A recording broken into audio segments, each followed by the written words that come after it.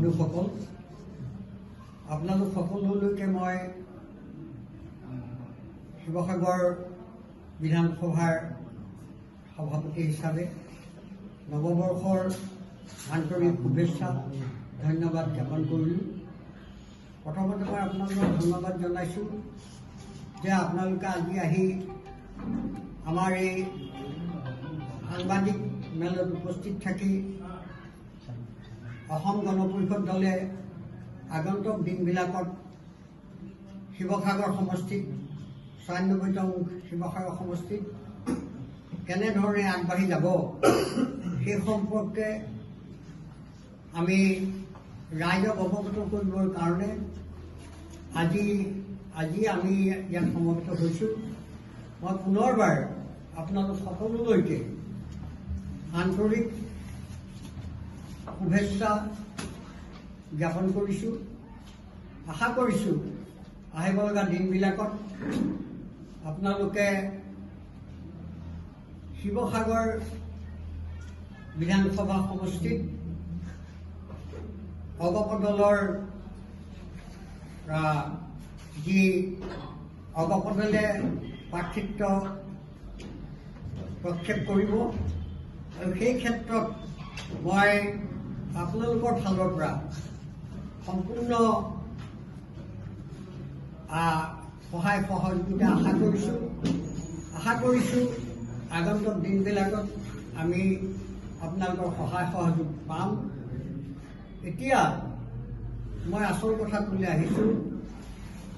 যে ইতিমধ্যে আপোনালোকে জানে যে মই বিস্তৃতভাৱে নকওঁ, ৯৪ নং শিৱসাগৰ বিধানসভা সমষ্টি ইতিমধ্যে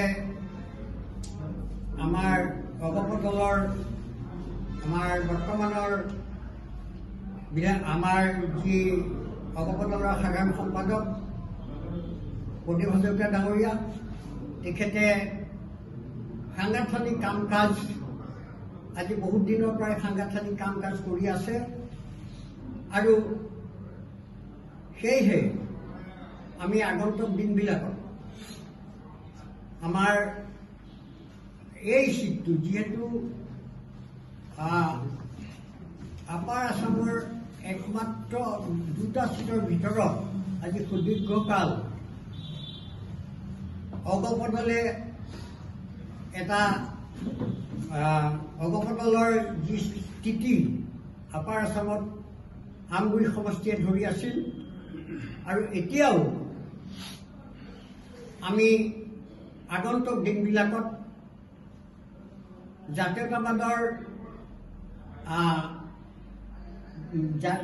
জাতীয়তাবাদ ধৰি ৰাখিবৰ কাৰণে জাতি ভেটি মাটি ৰক্ষা কৰিবৰ কাৰণে যি প্ৰতিজ্ঞা লৈ অগপ দল ওলাই আহিছিল, ইয়াত আজি আমি ৭টা ইলেকশ্যন ইয়াত আমি নিৰ্বাচন খেলি আছোঁ। এতিয়াও সেই একেধৰণেৰে আমি অগপ দলক ইয়াত শক্তিশালী ৰূপত প্ৰতিষ্ঠা কৰিবৰ কাৰণে আমি সাংগঠনিক কাম কাজ আৰম্ভ কৰিছোঁ। আশা কৰিছোঁ, মই দেখিছোঁ যে আমাৰ প্ৰচাৰ মাধ্যমত আমি যেনেধৰণে প্ৰচাৰ হ'ব লাগে, যে আগতে যেনেকৈ প্ৰচাৰ হয় তেনেকুৱা ধৰণেৰে অগপ দলে অগপৰ ক্ষেত্ৰত হয়তো তেনেকুৱা ধৰণৰ প্ৰচাৰ হোৱা নাই। সেইকাৰণে আমি আজি এই সাংবাদিক মেলৰ যোগেদি আপোনালোকক নিবেদন জনাব বিচাৰিছোঁ যে আগন্তুক দিনবিলাকত ২৬ৰ নিৰ্বাচনত আমি শিৱসাগৰ সমষ্টিত ৯৪তম শিৱসাগৰ সমষ্টিত আমি আমাৰ অগপ দলৰ এজন শক্তিশালী প্ৰতিদ্বন্দ্বী থিয় কৰাবৰ কাৰণে আমি কুচকাৱাজ কৰি আছোঁ আৰু সেই ক্ষেত্ৰত মই আপোনালোকৰ সহায় সহযোগ কামনা কৰিছোঁ। এতিয়া যিকোনো খবৰৰ বাবে যোগাযোগ কৰক আমাৰ এই নম্বৰত 9181 307 221।